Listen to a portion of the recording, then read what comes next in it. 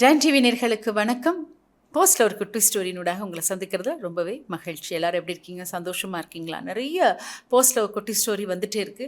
ஏன்னா நிறைய பேர் அவங்க வாழ்க்கையில நடந்த நிகழ்வுகள், அவங்க கேட்டு அறிந்த கதைகளை அனுப்பிட்டே இருக்காங்க. இன்னைக்கு நான் எடுத்திருக்க 3 கதைகளும் எப்படின்னா, அ அவங்க வாழ்க்கையில நடந்தது கிடையாது. அவங்க ஊர்ல நடந்தது, அவங்க கேட்டு அறிந்து கொண்ட விடயம், அவங்க பார்த்த விடயம் அப்படின்னு சொல்லலாம். இந்த 3 கதைகள வந்து இன்னைக்கு நான் உங்ககிட்ட பகிர்ந்துக்கலாம் அப்படின்னு நினைக்கிறேன். இதுல வந்து முதலாவது வந்து வந்து தபால் அட்டை எங்கேருந்து வந்திருக்கு அப்படின்னா, நீர்கொழும்பு அப்படின்றத வந்து பதிவு செய்திருக்காங்க. நீர்கொழும்புலேருந்து அனுப்பியிருக்காங்க.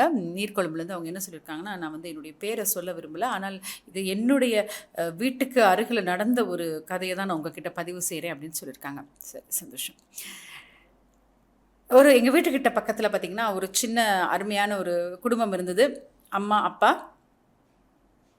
தம்பி, அக்கா அப்படின்னு ஒரு அழகான ஒரு குடும்பம். இதுல வந்து திடீர்னு ஒரு நாள் வந்து அவங்க அப்பாவுக்கு உடல் அ சுகையினம் காரணமாக திடீர்னு இறந்துட்டாங்க. நல்லா இருந்தாங்க, வேலைக்கெல்லாம் போய்க்கிட்டு இருந்தாங்க, சுறுசுறுப்பா இருந்தாங்க. ஆனா அவர் இறக்கும் வயது வந்து 50 வயது. என்னன்னு கேட்டா ஹார்ட் அட்டாக் அப்படின்னு சொன்னாங்க. அப்போ வந்து அவங்க வீட்ல வந்து ஒரு பெரிய ஒரு துயர் சம்பவம் நடந்திருக்கு. ரொம்ப பதறி போய் அந்த வீட்ல வந்து ஏன்னா அவங்க அவங்க அப்பா இறக்கும் பொழுது அந்த அ 2 பிள்ளைகளுக்கும் எத்தன வயசு இருக்கும் அப்டின்னா, மூத்தவருக்கு வந்து கிட்டத்தட்ட வந்து 15 வயதும், ம ம அ மற்றைய மகளுக்கு வந்து 13 வயதும் இருந்தது. அப்போ வந்து 2 பேருமே வந்து சிறுவர்கள் அப்படின்னு சொல்றதுனால, எல்லாருமே உறவுக்காரவங்கலாம் வராங்க. அதுக்கப்புறம் வந்து அப்பாவினுடைய அந்த ஈம கிரிகைகள்லாம் சிறப்பா நடைபெற்று முடிகிறது. அதுக்கப்புறம் அந்த குடும்பத்தோட வந்து எல்லாருமே வந்து அந்த ஊர்ல இருக்க அந்த தெருவுல இருக்கவங்க எல்லாமே வந்து எப்பொழுதுமே வந்து அன்பா பேசுறதும், அவங்களுக்கு வந்து ஒரு ஒருத்தருக்கு ஒருத்தர் உதவி செய்றதும் மாதிரி எல்லாருமே இருந்தாங்க. கொஞ்சம் ஒரு 2, 3 வருடங்கள் ஓடிட்டு இந்த இதிலருந்து. அவங்க அப்பா இறந்ததுலேருந்து 3 வருடங்கள் கழித்த நிலையில, ஒரு நாள் திடீர்னு அவங்க வீட்ல ஒரே பரபரப்பு, பதட்டம். என்ன அப்டின்னா, அம் "அக்காவை காணவில்லை" அப்படின்னு. நம்ம அப்போ எங்களுக்கெல்லாம் ஒரே பதட்டம். என்ன எந்த நாளும் ஸ்கூல் போவாங்க, டியூஷன் போறத நாங்க பார்த்துருக்கோம். ஆனா, அவங்கள காணோமே அப்படின்ற ரீதியில வந்து அவங்க தேட ஆரம்பிக்கிறாங்க. அப்ப நம்மளும் ஏதோ தவறுதல் நடந்துருச்சோ, எங்கேயும் போயிட்டு அ வர முடியாத அளவுக்கு எங்கேயாவது மாட்டிக்கிட்டாங்களா அப்படின்னு நாங்களும் தேட ஆரம்பிக்கிறோம். தேடிக்கிட்டே இருக்கும்பொழுது தான் எங்களுக்கு ஒரு அதிர்ச்சியான செய்தி வருது. என்ன அப்படின்னா, அந்த ஊர்ல இருக்கிற இன்னொரு இன்னொரு நபரையும் காணவில்லை அப்படின்னு ஒரு செய்தி வருது. அப்பதான் நாங்க என்ன அப்படின்னு பார்க்கும்பொழுது, இருவரும் ஒருவரை ஒருவர் விரும்பிட்டு இருக்கிறாங்க. அது வீட்லயும் பெரிய அளவு தெரியல. அதே நேரத்தில வந்து அந்த ஊர்லயே வந்து யாருக்குமே தெரியல. எப்படின்னா, டியூஷன் போறோம் அப்படின்ற ரீதியில அவங்க வீட்டுக்கு வந்து அவங்க போறதும், அங்க படிக்கிறதும், அங்க ஏற்பட்ட ஒரு காதல் அப்படின்னு சொல்லியிருக்காங்க. அப்ப இருவரும் வந்து அவ்வளோ பெரிய வயதும் இல்ல. 2 பேருக்கும் வந்து கிட்டத்தட்ட 3 வருடங்கள் கழித்த நிலையிலே 17, 18 வயது தான் இருக்கும். அப்போ எப்படி இப்படி இந்த வயசுல இப்படின்னு அப்படின்னு எங்களுக்கே அது யோசிக்கிறதுக்கே ஆச்சரியமா இருந்தது. அவங்க அம்மா ரொம்ப வேதனைப்படுறாங்க. அதே நேரத்தில பார்த்தீங்கன்னா, அவங்களுடைய அண்ணாவும் ரொம்ப கவலைப்படுறாங்க. ஏன்னா, அந்த குடும்பம் வந்து ஒரு ஒரு சின்ன குடும்பமா இருந்தாலும் ஒருவருக்கொருவர் அன்பா இருந்த ஒரு குடும்பம். அப்ப இவங்க எங்க போயிட்டாங்க அப்படின்னு ஒரு தேடுதல் நடக்குது. எல்லா உறவுக்காரர்களும் வராங்க. எல்லாரும் சேர்ந்து தேடுறாங்க. தேடி கண்டுபிடிக்கவே முடியல. என்ன மாயாஜாலமோ தெரியல. கண்டுபிடிக்கவே முடியல. கிட்டத்தட்ட 3 மாதங்கள் தேடிட்டே இருக்கிறாங்க. தேடி 3 மாதங்கள் கழித்த பிறகு தான் அவங்க ஒரு ஊர்ல இருக்கிறாங்க. இருவரும் வந்து திருமணம் முடித்து அவங்க இருக்கிறாங்க அப்படின்னு அவங்க கேள்விப்படுறாங்க. ஆனா அவங்க வீட்ல அவங்க அம்மா என்ன முடிவு பண்றாங்கன்னா, அப்பா இறந்த பிறகு எவ்வளவு பொறுப்பு ஒரு அன்னைக்கு இல்லையா அம்மாவுக்கு. அதையெல்லாம் பார்த்து அம்மா எவ்வளவு பாதுகாப்பா குழந்தைய வளர்க்கணும்னு நினைக்கும் பொழுது, இப்படி ஒரு முடிவு அவங்க எடுத்துட்டாங்க. அவங்கள நீ நான் பார்க்கக்கூடாது அப்படின்ற ஒரு முடிவ ஒரு தாய் எடுக்குறாங்க. அது இவ்வளவு ஒரு கவலையான ஒரு தருணத்தில, எவ்வளவு இறுக்கமான ஒரு தருணத்தில அவங்க எடுத்திருப்பாங்க. அப்போ அதனால அவங்க வந்து மகள் அங்க இருக்கிறாங்கன்றத கேள்விப்பட்டாங்க. ஆனா போய் அவங்க பார்க்கல. ரொம்ப காலம் ஆயிட்டது. அதுக்கப்புறம் கேள்விப்பட்டு அவங்க என்ன பண்றாங்க, அவங்களுக்கு அதற்கு பிறகு 3 குழந்தைகள் அவங்க மகளுக்கு பிறக்கிறது. அப்ப கூட போய் அவங்க பார்க்கவில்லை. அதுக்கு பிறகு வந்து 10 வருடங்கள் அப்படியே காலம் உருண்டு ஓடிட்டு. எவ்வளவு ஒரு நீண்ட பயணம் இல்லையா? அதற்கு பிறகு அந்த பெண்ணினுடைய அந்த அம்மாவுக்கு வந்து உடல் ரீதியான பல பிரச்சனைகள், மனசு சோர்ந்துருச்சு அப்படின்னாலே நெறைய பிரச்சனை வரதான் போகுது. அப்போ உடல் ரீதியான பிரச்சனைகள கேள்விப்பட்ட பிறகு அம்மாவ பார்க்கணும்னு வராங்க. ஆனா அவங்க அம்மா வந்து எப்படி தான் இருந்தாலும் பெத்த மனது இல்லையா? அவங்க என்ன யோசிப்பாங்க அப்படின்னா, தன்னுடைய மகள் வர்றாங்க அப்படின்னு சொல்லினா, கண்டிப்பா வரவேணான்னு சொல்ல மாட்டாங்க. அவங்க பார்க்கணும், பேசணும்னு சொன்னா கூட வேண்டாம் அப்படின்னு சொல்ல மாட்டாங்க. அதை ஏற்றுக்கொள்ளும் பக்குவம் அவங்களுக்கு இருக்கிறது.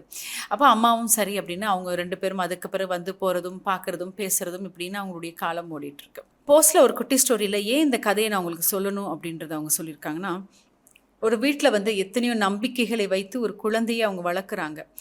அந்த குழந்தை வந்து அந்த நம்பிக்கையை உடைக்காமல், பெற்றோர்களுடைய மனதை நோகடிக்காமல் வாழ பழகிக்கொள்ளணும் இல்லையா? எத்தனை கஷ்டங்கள், எத்தனை கவலைகள், எத்தனை தேடல் அவங்களுக்கு இருந்திருக்கும். அந்த பதட்டம் எவ்வளவு இருந்திருக்கும். அந்த பதட்டத்துக்கு மீறின ஒரு செயல் அப்படின்னா அவங்க வாழ்க்கையில் வந்து இப்பயும் அவங்க வந்து மனதைரியத்தோடு இருந்துக்கிட்டு இருக்காங்க.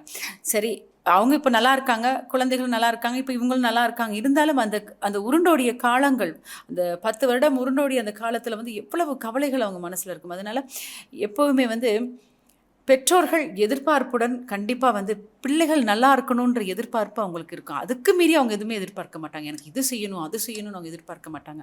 இந்த கதையிலேருந்து ஒரு விஷயம் சொல்ல வரேன். என்ன அப்படின்னா, இந்த படிக்கிற காலகட்டம் இருக்கு இல்லையா, இந்த பாடசாலை நாட்கள் இருக்கா, இது மாதிரிங்க லைஃப்பில் ஒரு நாள் உங்களுக்கு கிடைக்காது. அந்த 19 வயது வரை நீங்கள்லாம் பட்டாம்பூச்சி. அது எவ்வளவு சந்தோஷமான காலம் தெரியுமா? இப்போ கூட நாங்கள்லாம் என்ன யோசிக்கிறோன்னா, நம்மளும் யூனிஃபார்ம் போட்டு திருப்பி போய் ஸ்கூலில் அமர மாட்டோமா அப்படின்ற எண்ணம் எங்களுக்கும் இருக்கத்தான் செய்யுது. ஏன்னா கஷ்டம் கிடையாது, கவலை கிடையாது. அந்த புக்ஸில் இருக்கிறத நீங்கள் படிக்கிறீங்க, எக்ஸாம் வருது, அதை ஃபேஸ் பண்ணுறீங்க, அதில் நீங்கள் பாஸ் பண்ணுறீங்க. அது ஒரு சேலஞ்ச் உங்கள் லைஃப்பில். ஆனால் என்ன அப்படின்னா, அது சந்தோஷமாக இருக்குது. உங்களுடைய கஷ்டம் கவலையெல்லாம் உங்கள் பெற்றோர்கள் பார்த்துக்கிறாங்க, உங்களுடைய செலவு எல்லாம் அவங்க பார்த்துக்கிறாங்க. அதனால உங்களுக்கு எந்த ஒரு பிரச்சனையும் இருக்காது. படிக்கிறது மாத்திரம்தான் உங்கள் வேலையாக இருக்கும். அது சந்தோஷமாக பண்ணுங்களேன். அதுக்கப்புறம் நீங்கள் வெளியில் வந்த பிறகு பட்டப்படிப்புகள், வேலைக்கு போகிறீங்க, அங்கே எவ்வளோ பிரச்சனைகள் இருக்கும் தெரியுமா? ஒரு வேலை அப்படின்னு வந்துட்டாலே அங்கே வந்து நிறைய அழுத்தங்கள் இருக்கும். சில நேரங்கள் பிடிச்ச வேலையும் இருக்கும், பிடிக்காம வேலையும் இருக்கும். என்ன பண்ணுறது அப்படின்ற ரீதியில் உங்களுடைய காலகட்டங்கள் நகர்ந்து கொண்டிருக்கும். ஆனால் இந்த பாடசாலை காலம் என்பது கண்டிப்பாக ஒரு பெரிய ஒரு அழகான ஒரு அதை வந்து வர்ணிக்கவே முடியாது. நிறைய பேர் வந்து அது ஒரு கிஃப்டாக எடுத்து தங்களுடைய வாழ்க்கையில் அழகாக ஜெயிச்சிட்ருக்காங்க. நிறைய பேர் வந்து என்ன பண்ணுறாங்கன்னா, எப்போ அதை படித்து முடிப்போம், எப்போ நாங்கள் அந்த படிப்புலேருந்து வெளியே வருவோம், போதும் அப்படின்ற எண்ணம் நிறைய பேருக்கு இருக்கும். அதெல்லாம் வேண்டாம். அந்த படிக்கிற காலகட்டம் அருமையான அழகான ஒரு காலகட்டம். கிடைத்த தருவாயில் படித்து கொள்ளுங்கள், உங்கள் அறிவையும் ஆற்றலையும் வளர்த்து கொள்ளுங்கள். அதுதான் உங்களுடைய வாழ்க்கையில் பின்னாளில் கை கொடுக்கும்ன்றதை கண்டிப்பாக ஞாபகத்தில் வைத்துக்கொள்ளுங்கள். தொடர்ந்து இணைந்திருங்கள்.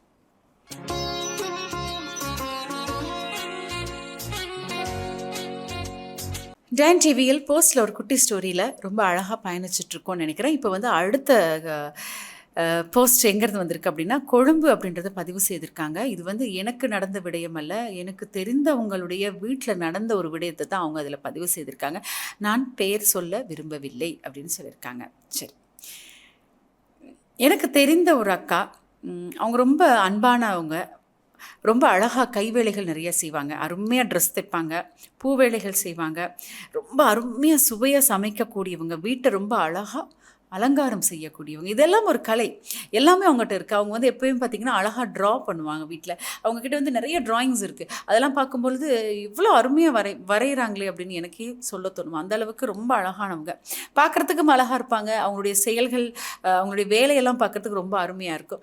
அவங்களுக்கு வந்து ஒரு அன்பான கணவன், ரொம்ப அன்பான ஒரு கணவன். நாங்களே யோசிக்கிறது உண்டு, ஆஹா இப்படி இல்லையோ வாழணும் அப்படின்னு. ஏன்னா அவ்வளோ அருமையாக அவர் வந்து அவங்களுடைய தேவைகளையும் பார்த்து அவங்கள சந்தோஷமாக வைத்து கொண்டு வேலைக்கும் போய் வீட்டுக்கு என்னென்ன தேவை அப்படின்னு. அவங்க இருந்தது ஒரு வாடகை வீடு அப்படின்றத சொல்லியிருக்காங்க, வாடகை வீடு. ஆனால் ரொம்ப சந்தோஷமாக தன்னுடைய மனைவியை பார்த்துக்கிட்டு இருந்தாங்க. ஆனால் அந்த அண்ணனுக்கு ஒரு பழக்கம் இருந்தது. என்ன அப்படின்னா, எப்பொழுதுமே வேலை விட்டு வரும் பொழுது அவர் கொஞ்சம் மது அருந்துவது உண்டு. அப்போ எப்பொழுதுமே வந்து கொஞ்சம் குடிச்சிட்டு தான் வீட்டுக்கு வருவாங்க. வந்த பிறகு அந்த அக்காவும் கொஞ்சம் அட்வைஸ் பண்ணுவாங்க, சண்டை பிடிக்க மாட்டாங்க, ஆனால் பொறுமையாக அட்வைஸ் பண்ணுவாங்க. ஆனால் அவர் என்ன சொல்வார்னா, நான் வந்து ரொம்ப நாளாகவே இந்த பழக்கத்தில் இருக்கிறதுனால இதுலேருந்து என்னால் மீண்டு வர முடியல, கொஞ்சம் டைம் தாங்க அப்படின்னு கேட்டிருந்தாங்க. அப்போ இவங்களும் பொறுத்து பார்க்குறாங்க. இப்போது ஒரு 2 வருடம் கழித்த நிறையில் வந்து அந்த அக்காவுக்கு வந்து ஒரு அழகான பெண் குழந்தை பிறக்கிறது. ரொம்ப அழகாக இருக்குது அந்த பெண் குழந்தையை பார்க்கும்போது. அதுலேயும் அவங்களுக்கு நிறைய சந்தோஷத்தை நான் பார்த்து இருவருக்கு முடியல. ஆனால் அந்த அண்ணன் வந்து எப்போ பார்த்தாலும் வந்து இரவு வேளைகளில் வந்து மது அருந்திட்டு வரது. ஆனால் எப்பொழுதுமே வந்தாலுமே சண்டையெல்லாம் பிடிக்க மாட்டாங்க, ரொம்ப அமைதியாக இருப்பாங்க வீட்டில். சில நேரங்களில் வந்து அவங்க அக்கா வந்து ஏன் இப்படி பண்ணுறீங்க அப்படின்னு அதிகமான சத்தம் விட்டாலும் அவர் கொஞ்சம் அமைதியாக இருப்பார். ஆனால் அவரால் அந்த பழக்கத்திலேருந்து வெளிவர கொஞ்சம் கஷ்டப்பட்டார். நாள் அப்படியே ஓடிட்டுருக்கு. இப்பொழுது குழந்தைக்கும் 1 வயது ஆகிற நிலையில் பார்த்திங்கன்னா, அந்த அண்ணனுடைய உடல்நிலையில் சின்ன சின்ன பிரச்சனைகள் ஏற்பட்டு அந்த பிரச்சனைகள் கொஞ்சம் கொஞ்சமாக 1 வருடம் 2 வருடங்கள் கழிந்த நிலையில் அப்படி கொஞ்சம் கொஞ்சமாக பிரச்சனை பெருசாகி அவருக்கு வந்து கல்லீரலில் பிரச்சனை என்பது தெரிய வருகிறது. அப்போது அவருடைய உடல் ரீதியான பிரச்சனைகள் பல ஆரம்பித்து இந்த குடிப்பழக்கம், மது பழக்கம் என்பது இவருக்கு வந்து நிறைய பாராதூரமான பிரச்சனைகளை உடலில் ஏற்படுத்துறதுனால இதை நிப்பாட்டணும், இல்லைன்னா ரொம்ப கஷ்டம் அப்படின்னு சொல்லிட்டாங்க. அதற்கு பிறகு அவர் கொஞ்சம் கொஞ்சமாக குறைக்கணும்னு நினச்சி முயற்சி பண்ணும் பொழுது அவர் உடல் வந்து பல்வேறுபட்ட பிரச்சனைகளில் மாட்டுப்பட்டு சிறுநீரக பையில் பிரச்சனை ஏற்படுது. அதற்கு பிறகு காலெலாம் வீங்க ஆரம்பிக்குது. அவ்வளோ வயசு கிடையாது அவங்களுக்கு. கிட்டத்தட்ட நான் நினைக்கிறேன் அவங்களுக்கு ஒரு 35 வயது தான் இருக்கும். அந்த 35 வயதுன்னு சொல்லும் பொழுது எவ்வளோ ஒரு முக்கியமான ஒரு காலகட்டம். இருந்தாலுமே உடல் ரீதியான எத்தனையோ பிரச்சனைகளை எதிர்நோக்கிக்கிட்டு இருக்கும் பொழுது ஒரு குறிப்பிட்ட காலம், அதாவது தன்னுடைய குழந்தை 1 வயது கடந்த நிலையில் வந்து திடீர்னு ஒரு நாள் அவங்க வந்து இறந்து போகிறாங்க. எங்களுக்கெல்லாம் ஒரே அதிர்ச்சியாக இருக்குது. ஆனால் அவர் ரொம்ப நல்லவர். அவருக்கு இருந்த அந்த ஒரு தீய பழக்க வழக்கம் மாத்திரம்தான் அவருக்கு இருந்த ஒரு தீய பழக்கம். ஆனால் ரொம்ப நல்லவர். அவர் பழகிறதுக்கு பார்க்குறதுக்கே ரொம்ப நல்லவர். ஆனால் அந்த அக்கா அந்த இடத்துல அழுத விதம், அவங்க துடித்த விதம் ரொம்பவே வேதனையாக இருந்தது. இந்த ஒரு குடிப்பழக்கம் இல்லைன்னா அவர் வாழ்க்கையில் இன்னும் நீண்ட காலம் பயணிச்சிருப்பாரு என் கூட அப்படின்னு அவங்க கதறி அழுததை வந்து என்னால் இன்னும் மறக்க முடியலை. இந்த கடிதத்தை நான் ஏன் எழுதுறேன் அப்படின்னா, ரொம்ப ஒரு கவலையான ஒரு விடயம். என்ன அப்படின்னா, ஒரு அருமையான ஒரு மனிதனுடைய வாழ்க்கையில் இப்படி ஒரு தேவையற்ற ஒரு பழக்கம் வந்ததுனால எத்தனை விதமான பிரச்சனைகள். அந்த அக்காவுக்கு ஒரு பிரச்சனை, அந்த குழந்தைக்கும் அது ஒரு பிரச்சனை இல்லையா? அப்பாவை பார்த்து சந்தோஷமாக கைகளை பிடித்து நடந்து செல்ல வேண்டிய அந்த குழந்தைக்கு எத்தனையோ பிரச்சனைகள் இல்லையா? அப்போ ஏன் இது? கண்டிப்பாக அது ஒரு சமுதாய விழிப்புணர்ச்சியோடு பார்க்க வேண்டிய விடயத்தை தான் அந்த தம்பி எழுதியிருக்காங்க. ஏன்னா அப்படின்னா, இன்றைக்கி வந்து நிறைய நல்ல மனிதர்கள் எவ்வளவோ சாதிக்கணும்னு நினைக்கிறவங்க வாழ்க்கையில் வந்து சில தீய பழக்க வழக்கங்கள், அதாவது இந்த மதுவாக இருக்கலாம், அல்லது புகை பழக்க வழக்கமாக இருக்கலாம், அல்லது இன்றைக்கி பார்த்திங்கன்னா இந்த போதைப் பொருளாக இருக்கலாம். இதெல்லாம் நிறைய விஷயங்களை வந்து நிறைய தேவையற்ற விடயங்களை வந்து வாழ்க்கையில் நிறைய பிரச்சனைகளை கொண்டு வருது அப்படின்றது வந்து நம்ம கண்டிப்பாக யோசிக்கணும். ஏன்னா எப்பொழுதுமே வந்து உங்களை நீங்கள் நேசிக்க கற்றுக்கொள்ளணும். நீங்கள் உங்களை நேசிக்க கற்றுக்கொண்டால் மற்றவர்களையும் நீங்கள் நேசிக்க கற்றுக்கொள்ளுவீங்க. நிலையான ஒரு மனநிலையில் எப்பொழுதுமே இருக்க பழகிக்கொள்ளணும். இது ஒரு மாய உலகம் அப்படின்னு நாங்கள் நிறைய விடயங்களை கேள்விப்பட்டிருக்கோம். நிறைய பழக்க வழக்கங்கள் எல்லாமே பார்த்துருக்கோம். இதெல்லாம் நமக்கு தேவையில்லை. நல்ல ஆரோக்கியமான உணவு எடுத்துக்கொள்ளலாம். இந்த மாதிரி விடயங்கள்லாம் எங்களுக்கு தேவையில்லை. என் உடல் நான் பாதுகாக்க வேண்டும் அப்படின்றத வந்து கண்டிப்பாக நீங்கள் நினைக்கணும். ஏன்னா இதனால் யாரோ ஒருத்தர், உங்கள் கண்ணுக்கு தெரியாத ஒருத்தவங்க வந்து இவ்வாறான பொருட்களை விற்பதன் மூலமாக அவங்க பெரிய இடத்துல வாழ்ந்துட்டுருப்பாங்க. ஏன் நீங்கள் உங்களை வீணாக்கி உங்கள் குடும்பத்தையும் அந்த கஷ்டத்தில் போட்டு உங்களை சூழ்ந்திருக்கவங்களே அந்த பிரச்சனைக்கு உள்ளாக்குறீங்க அப்படின்ற ஒரு கேள்வி கண்டிப்பாக நீங்கள் ஒரு நாள் உங்கள் முன்னாடி இருந்து கேட்டு பாருங்கள். இதெல்லாம் தேவையில்லை அப்படின்றது வரும். ஏன்னா இந்த பழக்க வழக்கங்களுக்கு நீங்கள் உள்ளாகும் பொழுது உங்களை பார்க்குறதுக்கு உங்களுக்கே பிடிக்காமல் கூட போகலாம். சில நேரங்களில் வந்து உடல் மெலிந்து அந்த அழகு இல்லாமல் போய் பேசுவதற்கோ அல்லது சிந்திப்பதற்கோ ஒன்றுமே இல்லாமல் போய் சில நேரங்களில் வந்து உங்களுக்கே ஒரு சோர்வான மனநிலை வரும் இல்லையா? இதெல்லாம் தேவையற்ற விடயம். ஆரோக்கியமான உலகத்தில் வந்து ஆரோக்கியமான உடலுடன் நல்ல எண்ணங்களுடன் வாழ்ந்தாலே அதுவே ஒரு அழகான ஒரு மயக்கம் அப்படின்றது கூட சொல்லலாம். கண்டிப்பாக இது வந்து ஒரு விழிப்புணர்ச்சியாக இருக்கணும் அப்படின்றதுக்காக தான் அவர் வந்து இந்த இடத்துல பதிவு செய்திருக்கிறாரு. இது மாதிரி நிறைய விடயங்கள் இருக்குது. தொடர்ந்து இணைந்திருங்க.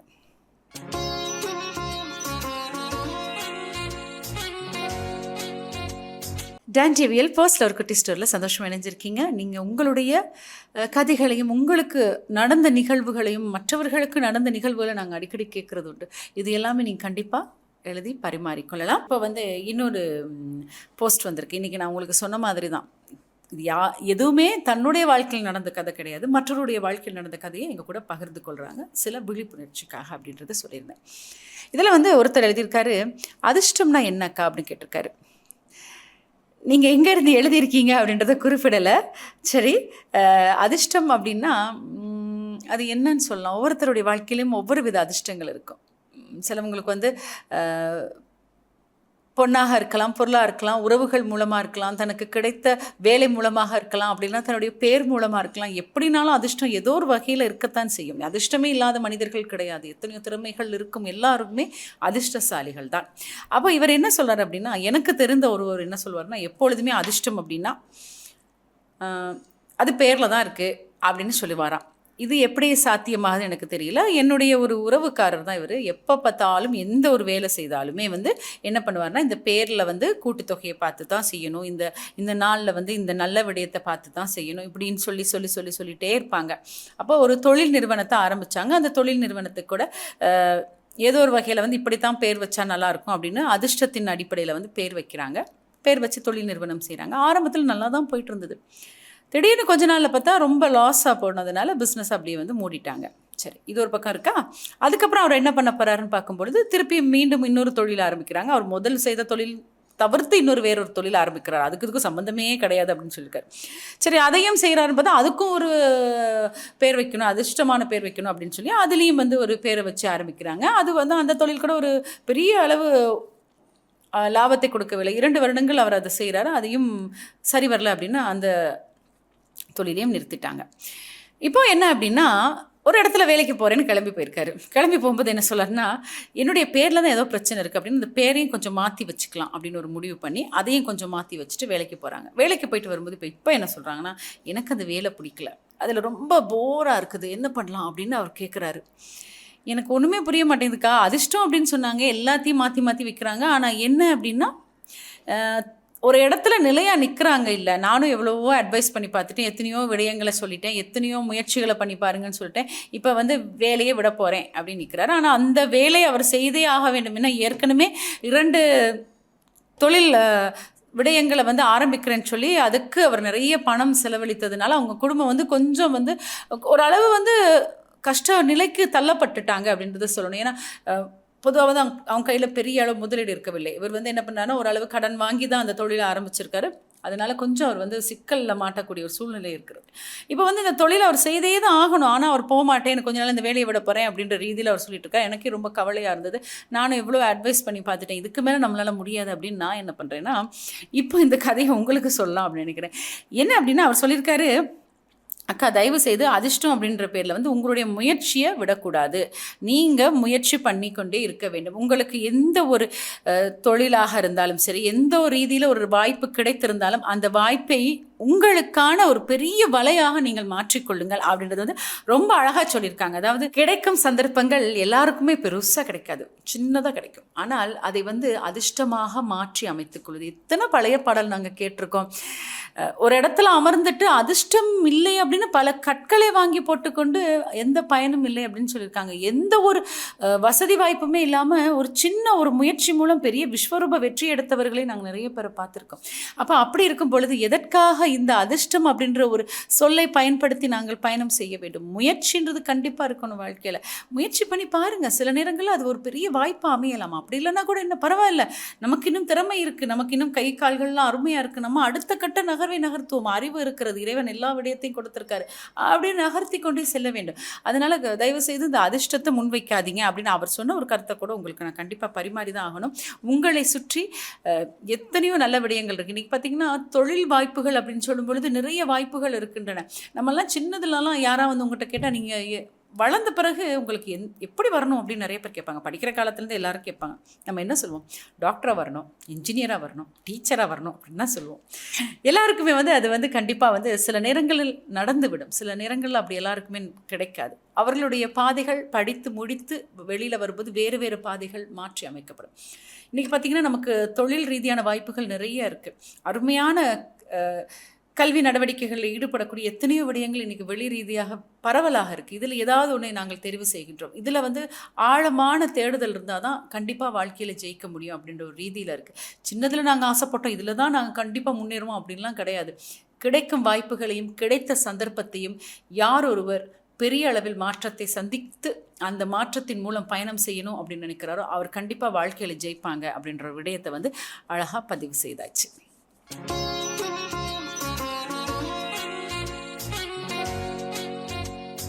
வாழ்க்கை ஒரு சுவாரஸ்யமான பயணம் தாங்க.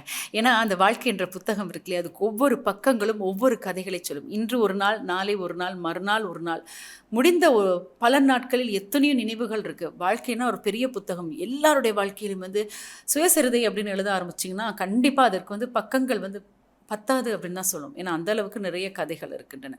உங்களுக்கு பிடித்த கதைகள் இருக்கலாம், உங்களுக்கு தெரிந்த கதைகள் இருக்கலாம், எங்கள் கூட பகிர்ந்து கொள்ளுங்கள். தொடர்ந்து இணைந்திருங்கள். இது டான் டிவி வழங்கும் போஸ்டில் ஒரு குட்டி ஸ்டோரி. சரி, நான் கிளம்பட்டுமா? மீண்டும் மற்றும் நிகழ்ச்சி உங்கள் அனைவரையும் சந்திக்கும் வரை விடைபெற்றுக் கொள்ளும் நான் கவிதா ராம்குமார்.